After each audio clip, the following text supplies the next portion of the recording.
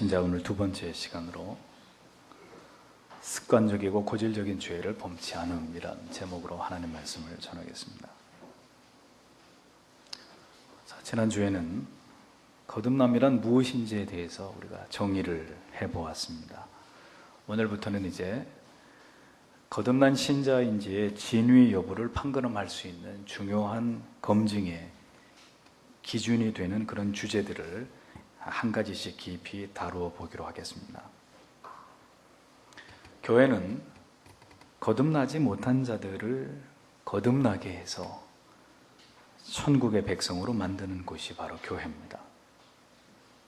교회와 성도가 이 본질적인 사명에 충실하지 않는 것은 중대한 직무유기라고 말할 수 있습니다. 거듭남은 우리의 죽음 이후의 내세를 가름하는 중대한 주제로 이보다 더 중요한 주제가 있을 수 없고 죄인에게는 이보다 더 긴박하고 절박한 그 이상의 상위의 가치는 존재할 수 없는 것입니다. 자신의 건강을 소홀히 여기는 자가 결코 장수할 수 없듯이 자신의 영혼의 중생의 문제를 가볍게 여기는 신자는 결코 구원의 확신과 이 확증을 얻을 수 없을 뿐더러 그가 신앙을 가지고 있다고는 하나 매우 지치고 고단하고 피곤한 인생길을 걸어갈 수밖에 없다는 것을 여러분들은 잘 기억하셔야 합니다. 교회를 평생 다녔어도 진정으로 거듭남을 경험하고 회심에 이르지 못하면 그 사람은 어떻게 되겠습니까? 영벌의 지옥에 처하게 되는 것이고, 오늘 처음 교회에 출석을 했다 하더라도 성령으로 말미암아 거듭나고 회심을 경험한 자에게는 천국이 열리는 것입니다. 그것이 신앙 안에서 일어나는 일들입니다. 다시 말씀드립니다만 이 거듭남의 주제는 모든 성도님들에게 매우 중대한 문제라는 것을 여러분들이 생각하셔야 합니다. 단순히 거듭났을 것이라고 가볍게 생각하고 그냥 넘어갈 문제가 결코 아니라는 것이죠. 우리는 하나님의 주권적인 선택과 예정을 믿지만 이것은 각 사람의 영혼 가운데 분명한 성령의 인치심으로 말미암아 지워지지 않는 자기 확신, 자기 확증으로 검증이 되어야 될 부분입니다. 고린도후서 13장 5절은 이러한 부분에 대해서 분명하게 말씀하고 있죠. 너희는 믿음 안에 있는가? 남을 시험하고 이렇게 말씀하지 않고 너희 자신을 시험하고 너희 자신을 확증하라. 예수 그리스도께서 너희 안에 계실 줄을 너희가 스스로 알지 못하느냐? 그렇지 않으면 너희는 버림을 받은 자니라 라고 이 거듭남과 회심의 중요성을 성경은 여러 곳에서 강조하고 있는 것들을 발견하게 됩니다. 하나님을 영혼의 한가운데 모시고 진심으로 그 하나님을 깊이 의식하면서 참된 신앙 생활에 진력하지 않고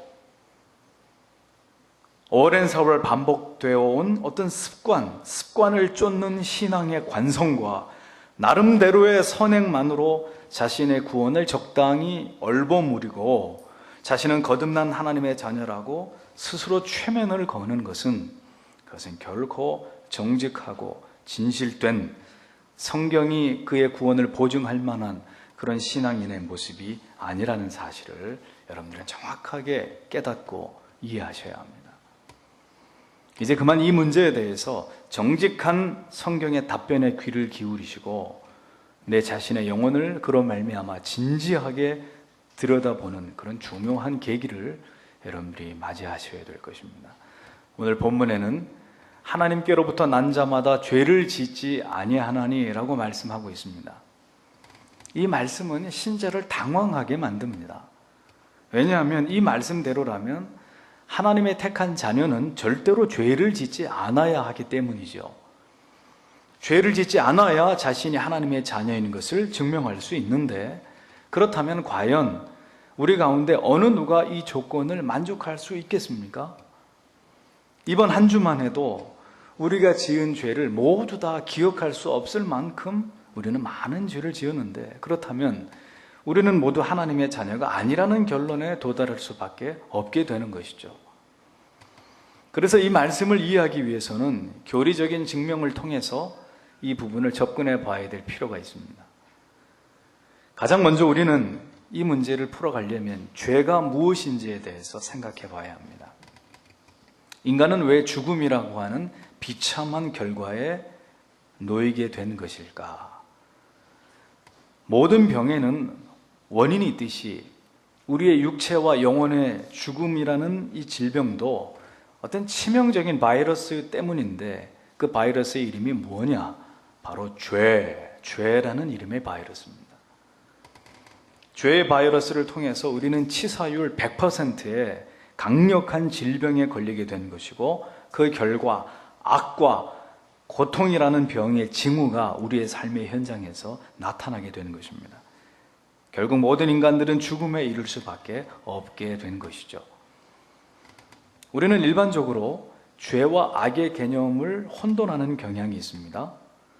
양심을 속이거나 혹은 남을 괴롭히거나 혹은 부도덕하거나 혹은 정직하지 못하거나 타인에게 해를 끼치는 이런 행동들을 우리는 모두 죄라고 생각을 합니다. 하지만 그것은 엄밀하게 말하면 죄가 아니고, 정확하게 표현을 하자면 이것은 악이 되는 것입니다. 이러한 악은 죄가 구체적으로 나타나는 결과로, 죄의 뿌리에서 자란 열매가 바로 악이라고 말할 수 있는 것입니다.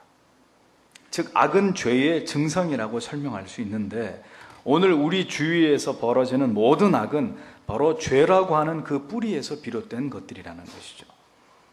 정확하게 구분하자면 그렇지만, 우리는 일반적으로 죄가 모든 악으로 표출이 되기 때문에 그냥 우리는 모두 다 죄라고 이렇게 칭해서 사용하고 있는 것입니다. 이 세상에 태어난 인간은 누가 가르쳐 주지 않아도 본성적으로 악을 행함으로써 자기 안에 처음부터 내재하고 있었던 것이 선이 아니고 악이라는 사실을 입증하면서 살아갑니다. 인간은 처음부터 이 죄라는 바이러스에 감염이 돼서 영혼의 죽음이라는 질병에 걸린 존재로 태어나기 때문에 악의 다양한 증상들이 서서히 성격과 행동 속에서 삶의 전반에서 드러나면서 발전해가는, 그래서 스스로 타락을 부채질하고 자신과 타인에게 고통을 주는 존재가 되어갈 수밖에 없는 것입니다. 천사 같던 아기들이 자라가면서 점점 뚜렷한 죄의 징후들을 드러내는 것을 여러분 곰곰이 관찰해 보십시오. 이것을 쉽게 증명할 수 있을 것입니다. 성경은 죄를 두 가지로 정의합니다. 헬라어로 하말티아라는 단어가 죄인데, 첫째는 하나님의 명령을 거역하는 것을 죄라고 이야기합니다. 하나님께서 금지한 것을 행하는 것, 혹은 행하라고 하신 것을 거부하고 불이행하는 것, 이것은 이유 여하를 막론하고 그 무엇으로도 변명하거나 합리화할 수 없는 명백한 죄가 되는 것입니다.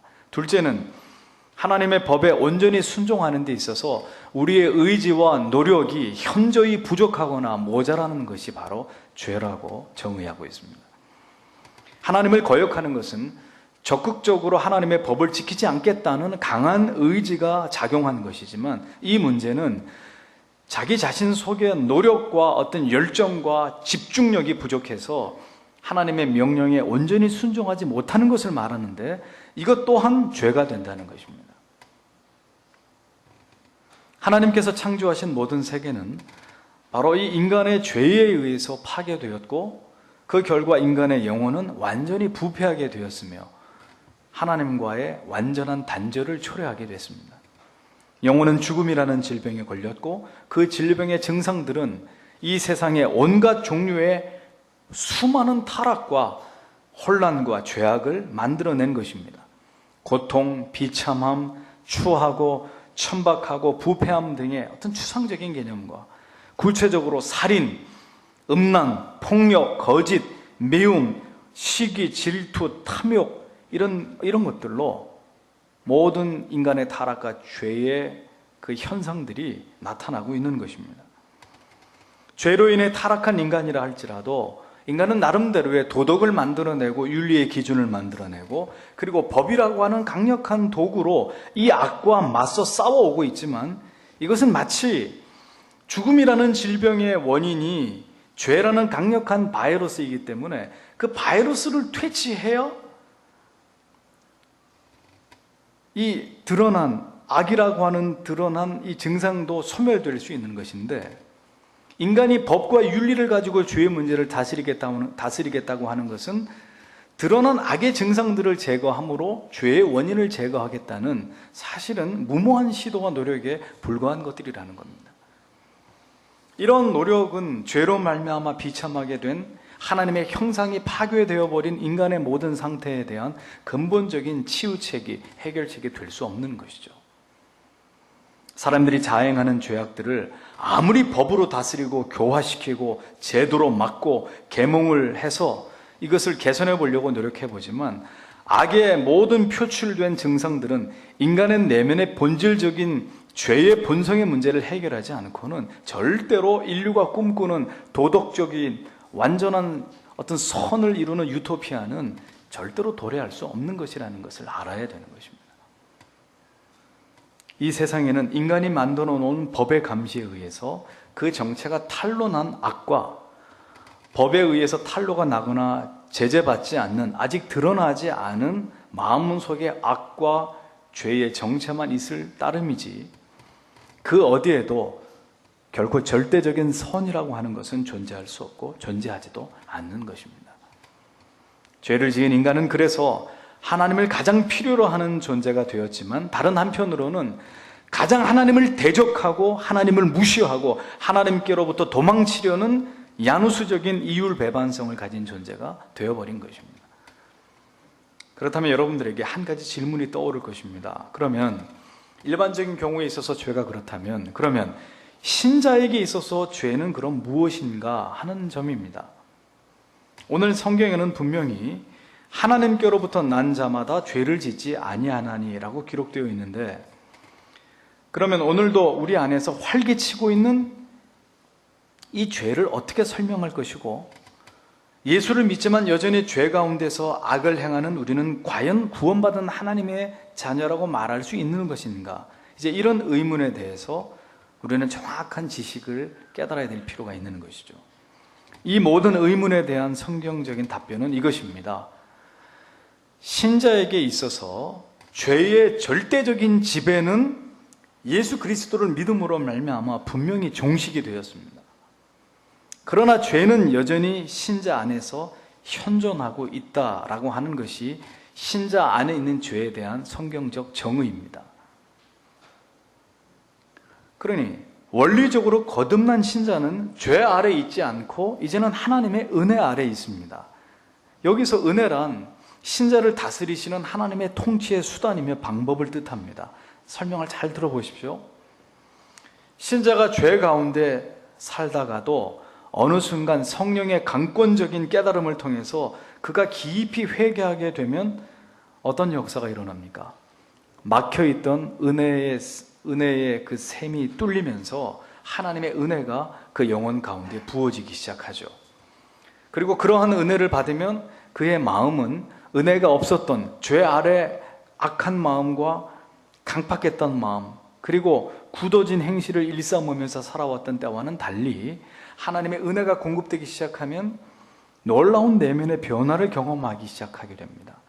이것은 하나님의 은혜 부어주심의 결과로 말미암아 영혼과 마음의 분명한 변화를 통해서 결국은 행동의 변화까지 수반되는 그런 어떤 현상인데 그 결과 마음속에 이전에는 없었던 기쁨이 생기고 평강이 넘치게 되고 죄 아래에 있던 양심의 고발로 인한 고통과 압박 가운데서 이제 자유롭게 되고 그리고 하나님이 주시는 마음의 평강과 기쁨과 사랑과 감사의 마음들이 생겨나게 되는 것이죠.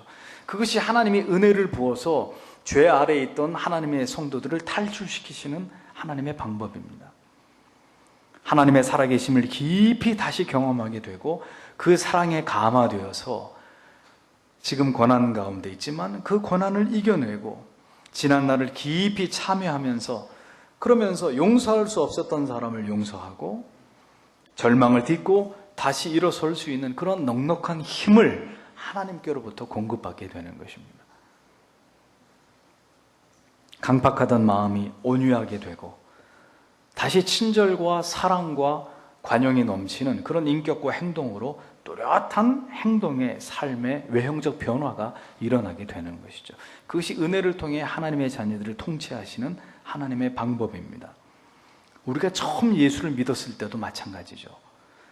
하나님의 은혜가 임하게 되면서 본질적으로 우리 자신의 옛사람의 껍질이 벗겨지기 시작하면서 새로운 사람으로 우리가 재창조되는데, 그것을 위해서 하나님의 은혜 베푸심을 교리적으로 설명하면 은혜의 심기어짐이라고 이야기를 하는 것입니다. 죄와 사망의 법에서 해방되고 생명의 이 성령의 법이 심겨지면서 더 이상 죄의 지배가 아닌 내 자신이 육체의 주인이 되어서 나를 주도하던 그러한 삶이 아닌 하나님의 은혜의 통치 아래 살아가게 되는 본질적인 변화가 일어나게 되는 것이라는 거죠.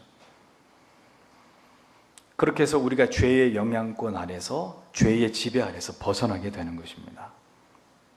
이제 더 이상 죄가 지배하던 지난 날들은 종식이 되고 내 안에 예수 그리스도와 성령이 다스리시는 새로운 시대가 시작되는 것이죠. 그러나 그러한 상태가 되었다 하더라도 죄는 여전히 신자 안에 존재하며 발발할까요? 그렇지 않을까요?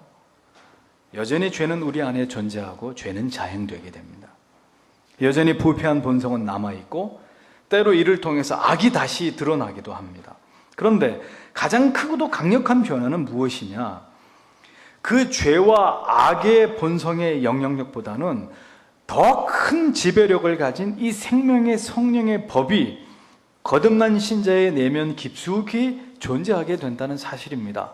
그래서 전에는 마음대로 죄를 지었으나 예수를 믿고 거듭나게 되면, 그리고 그 상태에서 죄를 범하게 될 때 이제 강력한 우리의 마음에 이 죄를 퇴치하고자 하는 예수의 영과, 그리고 죄가 자행된 그 결과에 대한 싸움과 맹렬한 충돌이 일어나면서 죄를 죄라고 고발하고 정죄하는 일들이 일어나면서 그 죄를 회개하고자 하는 그런 영적인 반응이 일어나게 되는 것이죠.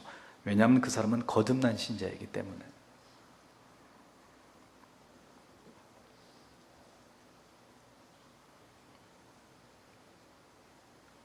죄의 절대적이고 강력한 어떤 지배적인 세력들은 예수 그리스도를 영접함으로 말미암아서 모두 퇴치되지만, 남아있는 죄의 잔당들과 더불어 싸울 수 있는 강력하고도 막강한 응원군이 우리 안에 있기 때문에 계속해서 이제 예수를 믿고 거듭난 신자들은 죄와 더불어 피나도록 싸우는 이제 싸움이 그의 삶 가운데 계속 되게 되는 것입니다. 이것이 바로 오늘 본문에서 지적하고 있는 이는 하나님의 씨가 그의 속에 거함이요 라는 말씀의 교리적 해석이 되는 것이죠.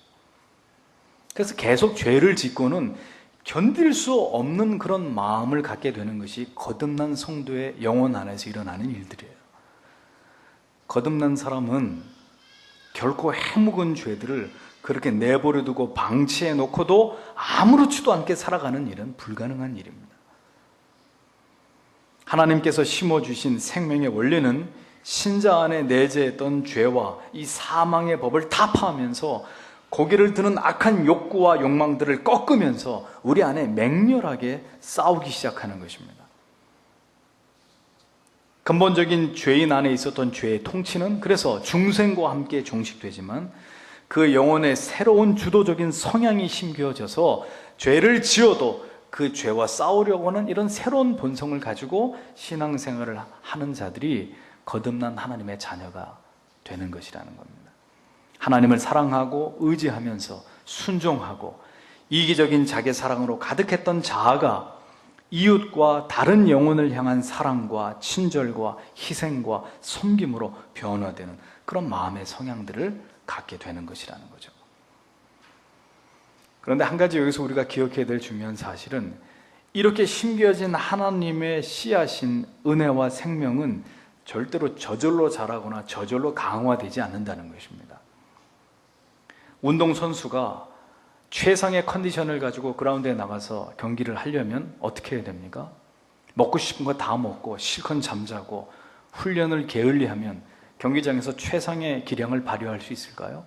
그렇지 않죠. 운동을 하지 않으면, 최선을 다해서 기량을 연마하지 않으면 경기장에 나갔을 때 참패를 하게 되는 것이 당연하듯이, 하나님이 우리 안에 생명의 법을 심어주셨어서 은혜의 통치를 통해 우리의 성화를 계속 진력해 나가도록 도우신다 할지라도 그것은 하나님만의 주도적인 의지의 산물이 되지는 않습니다. 중요한 것은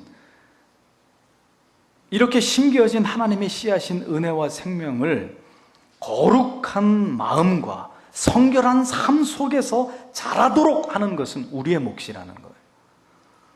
나무가 잘 자라기 위해서 최적의 환경이 필요하듯이 중생 거듭남과 함께 심겨진 이 하나님의 자녀임을 보증하는 이 영적인 생명력도 결국은 구원받은 성도 자신의 삶의 현장에서 끊임없이 죄를 죽이고 악의 본성과 투쟁하는 자기의 의지적인 경건의 노력을 통해서만이 신앙의 아름다운 성숙과 성장을 거듭해 갈 수 있는 것이라는 거예요. 성화의 수레바퀴를 앞을 향해 굴러가도록 만들 수 있는 것이라는 거예요. 그러므로 우리가 분명하게 깨달아야 될 한 가지의 사실은, 하나님께서는 신자를 거듭나게 하심으로 신자의 영혼을 지배하던 강력한 죄의 지배로부터 해방을 선언해 주셨지만, 그 나머지 잔류하는 죄의 문제는 신자 자신의 의지와 성령의 도우심을 통한 노력으로 해결해 나가도록 그 문제는 우리 각자에게 맡기셨다는 거예요.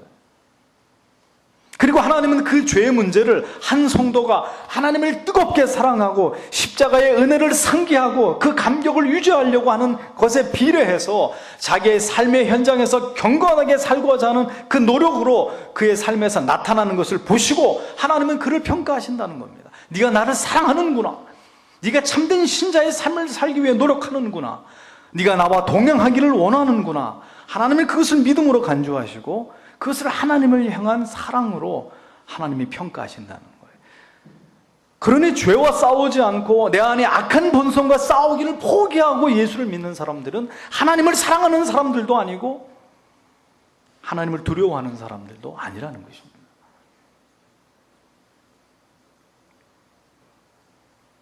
이것을 일컬어서 성화라고 말하는 거예요.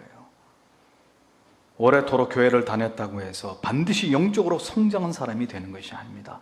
우리 안에 심겨진 하나님의 은혜의 이 생명은 성화의 이치와 중요성을 잘 깨닫고 온 몸과 마음과 의지를 통해서 죄를 죽이는 경건한 생활과 거룩한 삶의 실천을 통해서만이 우리 영혼은 더 풍성해지고 성화되고 성령으로 충만해지고 주님을 닮아가려고 하는 우리 안의 거룩한 욕구는 더 강화되는 것이라는 거죠. 그래서 신앙에는 요행수라는 것은 없습니다. 그저 왔다 갔다 시계 추처럼 그렇게 습관과 신앙의 관성을 따르는 신앙으로는 그리스도를 닮거나 또 그리스도를 닮음으로 말미암아 우리에게 주시는, 하나님이 우리에게 주시는 풍성한 것들을 누리는 것은 제외되는 거죠. 지성의 깨달음과 불과 같이 뜨거운 감정과 세상을 날마다 내 안에서 돌려 세우고자 하는 거룩한 의지가 없는 것은 성화를 꿈꾸는 신앙이 아닙니다. 성화를 꿈꾸는 신앙이 아닌 것은 구원받은 신앙이 아니죠. 왜냐하면 성화가 없는 구원은 없으니까.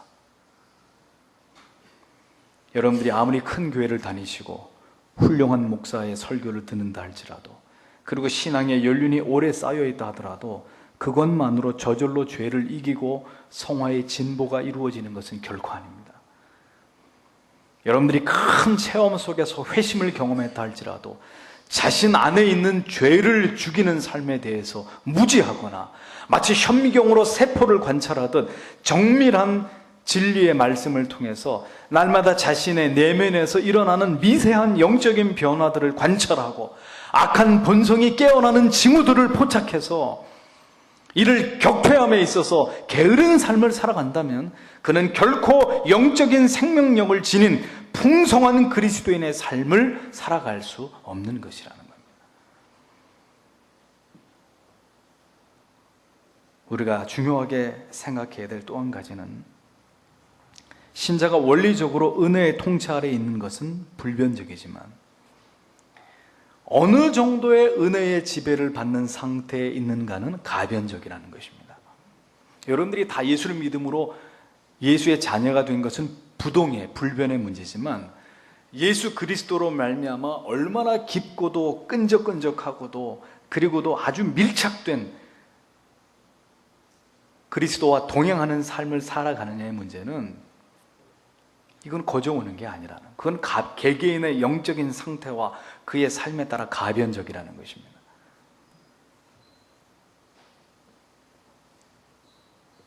처음 중생과 함께 신자는 온전한 은혜의 지배 아래서 살아가기 시작하지만, 그 은혜의 상태는 더 충만해질 수도 있고 더 감소하기도 하는데, 이러한 상태는 신자 개개인이 죄를 죽이는 생활의 철저함과 비례하는 거라는 거예요. 여러분들이 예배를 사모하고 기도하시기를 사모하고 하나님의 말씀을 묵상하며 그 말씀을 배우는 것과 이렇게 은혜의 체험의 정도가 비례하는 거란 말이에요. 여러분들의 성화의 어떤 그 진도와 여러분들의 삶의 내용과는 비례하는 것이란 말이에요.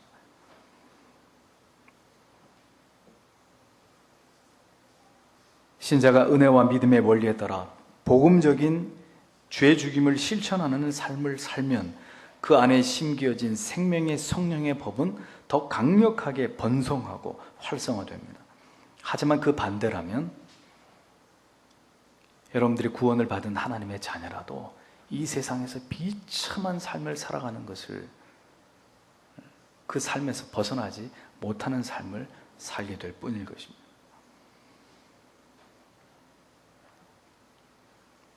중생의 역사로 말미암아 신자 안에 있는 죄의 세력은 등뼈가 부러져 가지고 설설 기어다니는 그런 처지가 되었습니다. 그렇다고 해서 죄가 완전히 죽은 것은 아니거든요. 비록 이전에 육체와 영혼이 주인이었던 때처럼 그 죄가 완전히 내 안에서 절대적인 지배력을 가지고 그렇게 다시 내 안에서 그 죄가 살아날 수는 없어도, 왜냐하면 등뼈가 부러졌으니까. 언제나 죄는 신자 안에 여전히 남아서 나름대로 영향력을 행사하고 있습니다. 신자 안에 잔존하는 죄는 비록 지배권은 상실했지만 죄의 고유한 성질 자체에 변화가 온 것은 아니란 말이에요. 그래서 불신자 안에 있는 죄나 신자 안에 있는 죄는 본질상 동일한 죄입니다. 그리고 그 죄가 궁극적으로 꿈꾸는 것은 무엇이냐? 어떻게 해서라도 다시 죄의 세력들을 규합해가지고 남아있는 우리 안에 있는 악한 욕망들을 부추겨서 다시금 신자의 영혼 안에서 자신의 영향을 극대화시켜서 죄가 한 영혼을 총체적으로 지배했던 과거로 돌아가고자 하는 것이 우리 안에 잔존하고 있는 죄가 꿈꾸고 있는 궁극의 목표란 말이에요. 그러므로 신자는 이러한 잔존하는 죄의 욕구와 본성을 분명하게 깨닫고 철저하게 그 죄를 죽이고 그 죄가 세력을 규합하지 못하도록, 그 죄가 유혹과 내 손을 맞잡고 그 죄가 내 안에 있는 죄악의 욕구와 손을 맞잡고 내 속 사람의, 옛사람의 어떤 타락한 본성과 손을 맞잡고 다시 내 안에 강력한 세력을 힘입어서 나로 하여금 다시 옛날의 삶으로 돌아가지 못하도록 늘 그 죄를 바라보면서 경계하고 그 죄의 세력이 활성화되지 못하도록 깨어 있어야 되는 그런 노력이 오늘 우리에게 필요하다는 것입니다. 결국 그러한 죄를 일망타진하고 소탕하기 위해서 날마다 성령의 도우심을 갈망하는 그런 삶을 신자들은 살아가야 된다는 것이죠. 이렇게 신자의 내면에는 중생과 함께 합법적으로 세워진 생명의 법과 불법하게 신자 안에 부분적으로 점거하고 있는 이 잔존하고 있는 죄의 영향력 사이의 싸움은 우리가 죽는 그날까지 우리 안에서 계속 되는 것입니다.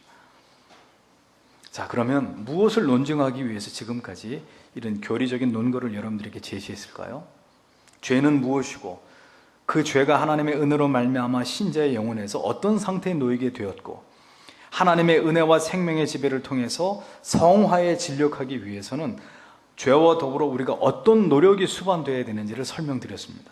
자, 이제부터가 오늘 설교의 주제의 시작입니다. 그렇다면 과연 거듭나지 않은 사람의 영혼 안에서는 이 죄가 어떻게 역사하는지를 이제 설명함으로써 지금부터는 아직 거듭나지 않은 영혼 가운데 일어나는 지울 수 없는 증거들을 제시해 보도록 하겠습니다. 그 가장 뚜렷한 증거란 바로 지금까지 앞에서 논증한 바와는 완전히 대치를 이루는 거듭난 신자 안에서 이루어지는 죄를 죽이고 은혜를 강화하려는 노력과는 전혀 다른 바로 습관적으로 죄를 범하고 이로부터 돌이킴이 없이 지속적으로 죄의 지배 아래서 나타나는 전형적인 경향성들이 거듭나지 않은 영혼 가운데서 그대로 드러난다는 사실을 여러분들은 기억하셔야 된다는 거예요. 요한일서 3장 6절에 그 안에 거하는 자마다 범죄하지 아니하나니라고 있습니다. 이 부분을 정확하게 번역을 하면 그분 안에 사는 자는 죄를 계속해서 짓지 않는다, 이렇게 번역이 돼요. 죄를 안 짓는다가 아니라 거듭나서 예수 그리스도 안에 생명의 접붙임을 받은 성도는 죄를 계속해서 반복해서 지속적으로 짓지 않는단 말이에요. 거듭난 사람도 죄를 범합니다. 하지만 주목할 부분은 그리스도 안에 거하는 자는 습관적이고 그리고 반복적으로 그리고 중요한 것 고의적으로 죄를 계속해서 지을 수 없다는 사실입니다. 그리고 거듭나지 않은 사람들은 예외 없이 죄의 종로로 타면서 강력한 죄의 지배 아래서 살아가게 된다는 거예요. 이는 마치 담배가 몸에 해로운 것을 알면서도 끊지 못하고 하루에 한 갑, 두 갑씩 계속 담배를 피워대는 그 담배가 나빠서 끊어야 된다는 걸 알고도 끊지 못하는 의지의 무력함과도 같은 것입니다. 더 정확하게 말하면 결코 벗어날 수 없는 죄의 절대적인 지배의 굴레 아래 묶여 있단 말이에요, 그 사람이. 이럴 경우에는 절대로 죄를 이길 수 없는 거예요.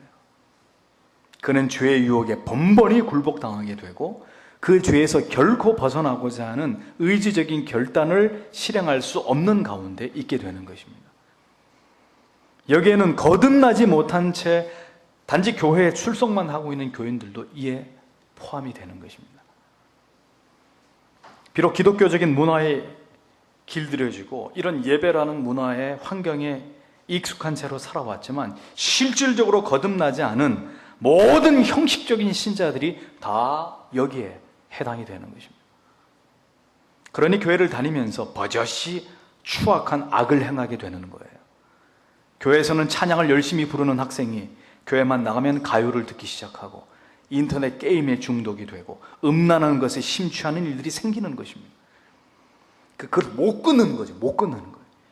열심히 성가대에 봉사하는 분이 세상에 나가면 여전히 술자리를 마다하지 않는 이런 괴이한 일들이 신자인 것처럼 보이는 성도, 교인의 삶에서 일어나는 거예요. 이유는 단 한 가지, 거듭나지 않았기 때문에.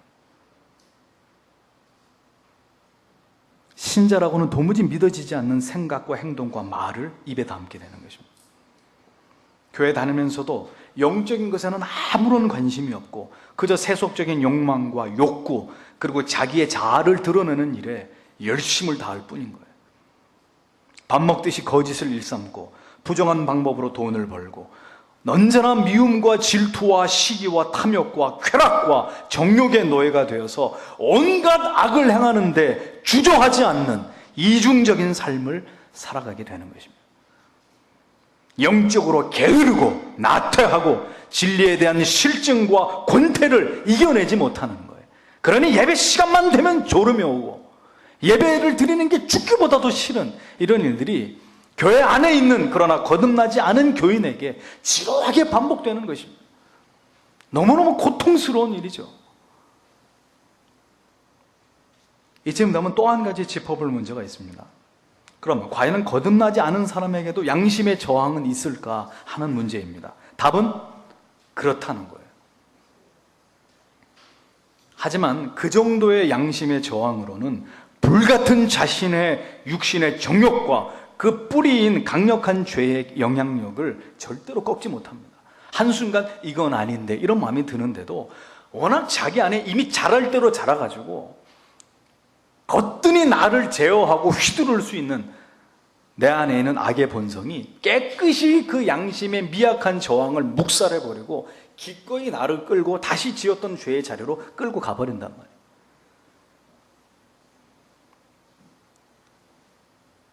결국은 그 사람은 예수의 사람이 아니라는 거예요. 그는 죄의 영향 아래서 자신의 마음으로부터 올라오는 수많은 유혹들에 대해서 속수무책이 되는 거예요. 그의 육신과 의지는 양심의 미약한 소리에 반응할 수 없을 만큼 무력하고 이미 오랜 세월 길들여져 있는 죄의 지배력에 대해서는 아주 민감하게 그리고 충성스럽게 그리고 아주 자연스럽게 반응하는 그런 존재가 되어 있는 것입니다. 죄의 유혹을 꺾고 성령의 뜻에 은혜의 부르심에 순종하는 일은 너무나 고통스럽고 부자연스러워서 죽기보다 싫은 실정과 권태에 늘 번번이 제압당하지만 죄의 유혹의 손길이 다가올 때는 기꺼이 그것에 화답하면서 아주 자연스럽고도 신속하게 이에 대해서 저항하지 않는 깊이 죄와 유착되어 있는 상태를 계속 지속하면서 살아가게 되는 거예요. 그 사람은 거듭난 사람이 아닌 것입니다. 설사 저항을 한다 하더라도 잠깐뿐이죠. 이미 죄의 편에 되어버린 양심은 그 양심의 지극히 미약한 저항은 간단하게 무시되고 결국 자기가 행하고자 하는 악을 향해 거침없이 치닫게 되는 결과를 가져올 뿐입니다. 어느새 그의 눈과 입과 귀와 모든 감성과 마음과 판단은 죄를 향해 달려가고 있는 마치 폭주하는 브레이크가 고장난 기관차처럼 그냥 갈 때까지 한번 기어이 끝까지 한번 가보자는 식으로 무모함으로 내달리게 되는 거예요. 불나방이 마치 그 불이 좋아가지고 그냥 불을 향해 뛰어들어서 불과 함께 타버리는 것처럼 그런 가련한 최후를 맞이하는 존재가 되어져 가는 것입니다. 절대로 죄와 싸우지 않고 오랜 벗처럼 친하게 지내는 거예요. 거듭난 성도는 절대로 그런 일이 그의 삶 가운데 일어날 수가 없어요. 거듭난 성도는 죄를 혐오합니다. 죄를 미워합니다. 여러분, 속이 안 좋아서 토해놓고 예를 들면 여러분들이 산삼 한 뿌리를 드셨는데 하필이면 산삼 뿌리를 먹었는데 그게 얹혀가지고 토했다. 글쎄요, 또 그런 괴짜 같은 분이 있을지도 몰라서 참 얘가 예를 들긴 뭐한데 그러면 토해놓은 산삼을 다시 주워 먹을까요? 예? 산삼이면 너무 가치가 그러니까 다시 먹을 수도 있겠네. 예를 들면 뭘 할까요? 아주 맛있는 무슨 갈비를 먹었다고 치죠. 고기를 먹었는데 그걸 그대로 개어냈는데 그게 너무 아까워가지고 개고기를 드셨는데 너무 비싸잖아요. 그리고 토한 걸 다시 주워 먹겠냔 말이에요. 절대로 그런 일은 없는 거죠. 에이 더러워 하고 자기가 토해놓고도 쳐다도 안 보려고 그래요. 똑같습니다. 거듭난 신자는 죄를 지을 수는 있으나 내가 어떻게 하다가 또 여기에 넘어졌을까? 내가 어떻게 하다 또 하나님 앞에 내가 이런 죄를 지었을까? 그걸 참지 못하고 그걸 견디지 못하고 왜 이렇게 나는 미련한 것일까? 그게 죄에 대한 극렬한 혐오와 어떤 죄에 대한 미움이에요. 저항이에요. 그렇게 거부하지만 거듭나지 않은 사람은 언제나 그리운 친구처럼 죄의 욕망을 맞이하고 환영하고 그 죄가 주는 달콤한 쾌락과 즐거움과 그 아름다운 상상을 늘 즐거워하는 거예요. 즐거워하는 거예요. 거듭나지 않은 사람은 자신의 죄를 그리고 자신의 삶에 드러나는 악을 결코 심각하게 생각하지 않습니다. 나아가서 그가 그의 인생의 마지막 날에 그에게 임하게 될 지엄하신 하나님의 심판을 예고하는 나팔 소리도 그에게는 비웃음거리에 지나지 않는 것으로 여긴단 말이에요. 거듭나지 않은 사람은 도살당할 돼지가 그 앞에 떨어진 콩을 주워 먹는 재미에 이끌려서 결국 도살정으로 자발적으로 걸어 들어가듯이 거듭나지 않은 영혼은 오늘도 이 달콤한 사탄이 세상에 차려놓은 이 수많은 쾌락의 유혹의 미끼들을 전혀 아무런 의심 없이 덥석덥석 받아먹으면서 자신이 가고 있는 길의 그 최후가 얼마나 무섭고 끔찍하고 돌이킬 수 없는 곳인지를 전혀 알지 못한 채로 계속해서 그 유혹을 받아먹으면서 그 길을 가는 거예요. 아무리 옆에 사람이 안 됩니다, 그 길로 가지 마십시오, 돌아오십시오, 그 끝은 지옥입니다, 영원한 형벌입니다 라고 말해도 너는 떠들어라, 나는 이게 너무 재밌다 하고 가는 거예요. 거듭난 사람의 궁극의 목적과 간절한 소망은 뭐겠습니까? 결코 할 수만 있다면 죄를 짓지 않으려고 하는 것입니다. 하나님이 보시기에 완벽한, 퍼펙트한, 스파틀레스, 점도 없는 그런 완전한 신자가 되려고 하는 것이 그가 정말 하나님을 사랑하고 구원받았고 그리고 성화를 행해 진력하고 있는 성도의 가슴에 품고 있는 거룩한 뜻이 염원이에요. 여러분, 사랑에 빠지면 어떻게 되죠? 사랑에 빠진 사람들은 어떤 마음을 갖게 됩니까? 완벽하게 상대에게 내가 갈망받기를 바랄 것입니다. 저 여자에게 나만이 유일한 남자이기를 바랄 거예요. 저 남자에게 나만이 유일한 여자로 각인되고 인식되기를 바랄 거예요. 그 사람에게 내가 전부였으면 좋겠고 또 그 사람도 내게 전부이고, 이것이 사랑에 빠진 사람들의 특징이죠. 성도도 하나님에 대해서 그런 마음을 갖게 될 때 그는 진정으로 거듭난 하나님의 사람이라고 말할 수 있는 것입니다.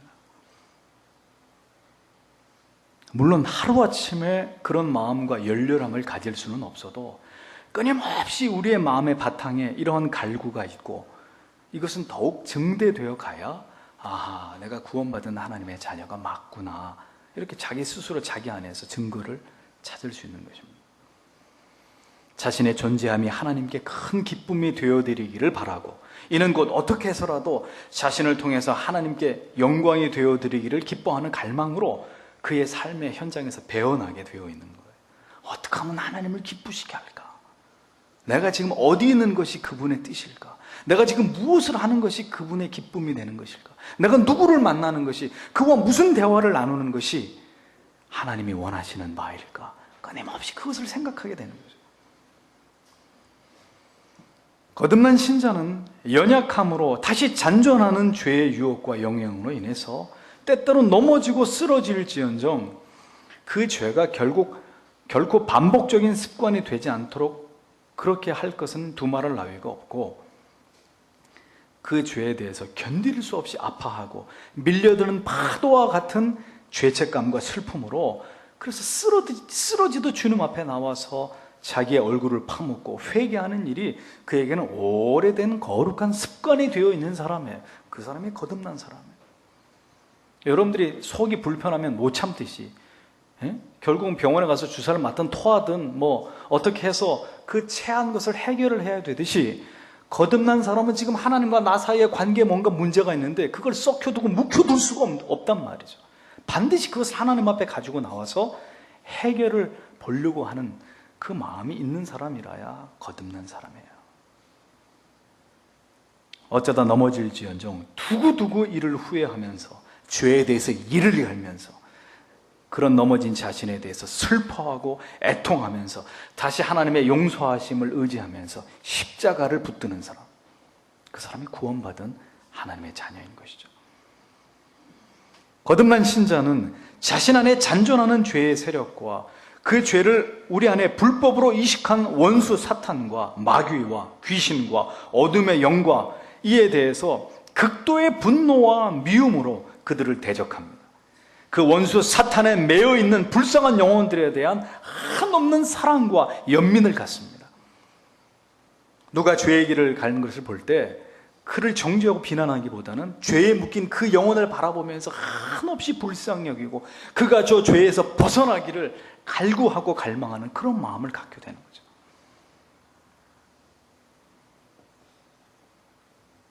결국 죄는 점점점 소멸되고 그리스도의 형상이 더욱 선명하게 새겨지는 은혜를 힘입으면서 천국을 향해서 한 걸음 한 걸음 더 가까워지는 그런 인생을 살아가게 되는 것입니다. 그것이 거듭난 신자의 삶이란 말이에요.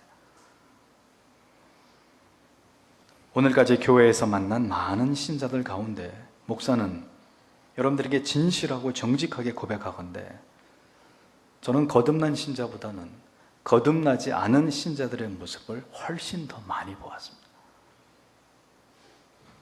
10년, 20년, 아니 그 이상 평생을 교회 다녔어도 결정적인 순간에 자신이 거듭난지조차도 명확하게 스스로 인식하지 못하고 있었던 그런 신자도 본 적이 있습니다. 인격과 삶에 뚜렷한 변화가 없음에도 불구하고 교회에서는 신자의 모습으로, 세상에서는 여전히 불신자의 모습으로 이중 가면을 쓰고 오늘도 교회 안에 나는 스스로 거듭난 자이다 라고 자기 자신을 그렇게 여기면서 불쌍한 신앙생활을 하고 있는 그런 성도님들, 오늘도 주님은 그런 분들 때문에 피눈물을 흘리고 계시는 거예요. 거듭나지 않은 성도님들이 정죄받아야 될 대상입니까? 그것은 아닙니다. 하지만 내가 하나님 앞에 아직 교회를 이렇게 오래 다녔는데도 거듭나지 않았다는 것이 지금 이 순간 내 양심을 통해서 아주 예리한 칼로 베인 것처럼 그런 슬픔과 양심의 가책과 고통으로 여러분 마음에 밀려든다면 그것은 이 시간에 성령께서 당신에게 가르쳐 주는 거예요. 정신 차리라고. 그리고 빨리 거듭난 회심한 구원의 확증과 확신을 품은 신자 되라고, 이제 거기서 그만 빠져나오라고 이 시간에, 이 아침에 여러분들에게 말씀하고 계시는 거예요.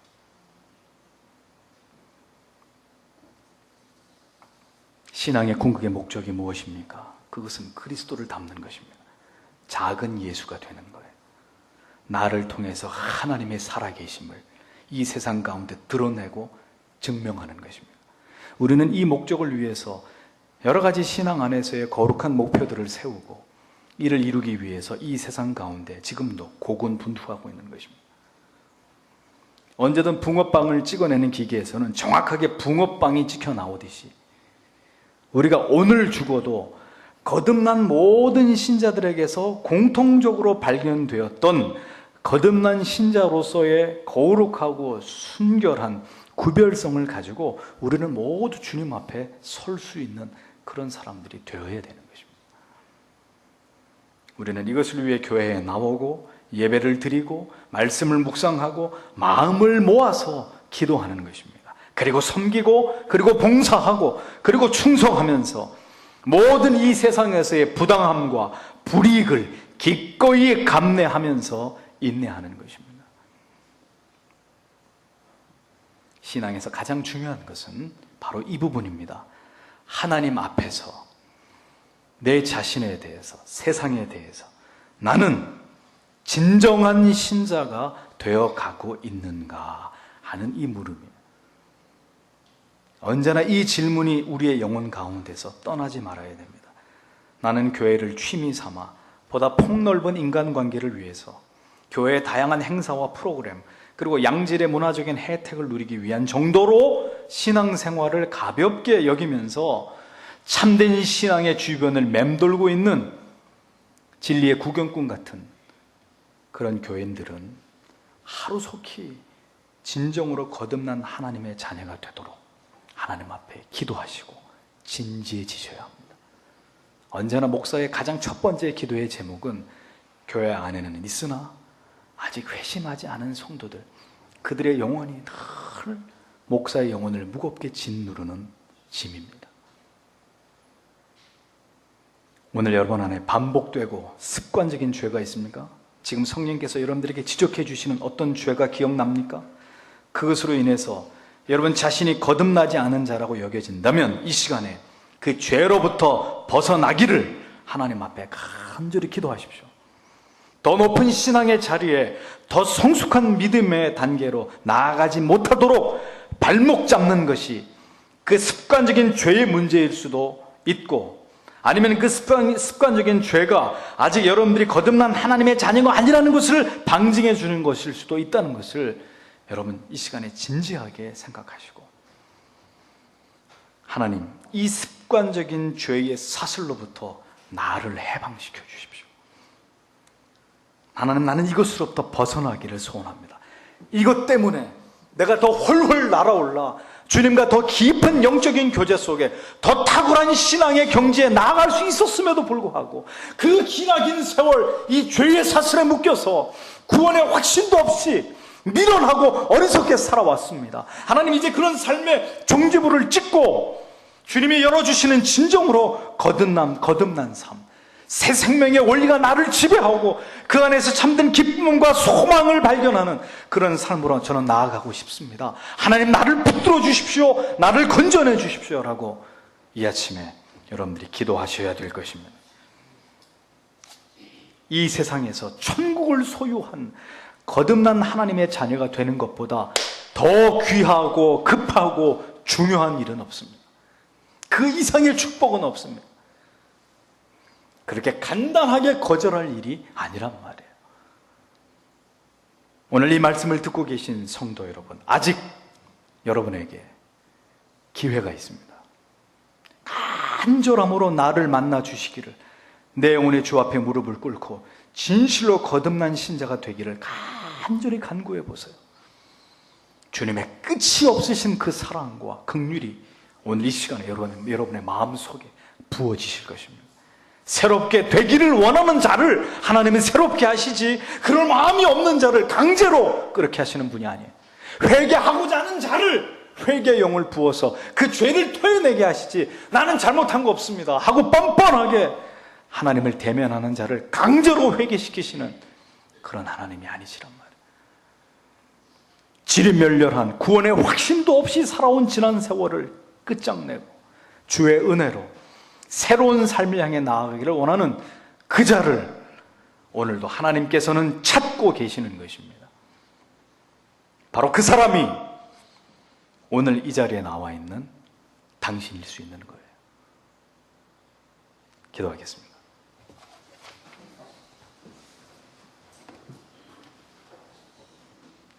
습관적이고 고질적인 죄를 범하지 않는다. 누가요? 거듭난 사람은. 여러분, 두려워하지도 마시고 부끄러워하지도 마세요. 우리 모두는 하나님의 말씀 앞에 설 때마다 발가벗기운 자들입니다. 사람이 사람에게 수치를 드러내면 부끄러움이지만 죄인이 하나님 앞에 자기의 수치를 드러내는 것은 하나님이 귀하게 여기시고 그를 사랑하시는 이유가 됩니다. 이 시간에 여러분 기도하자고요.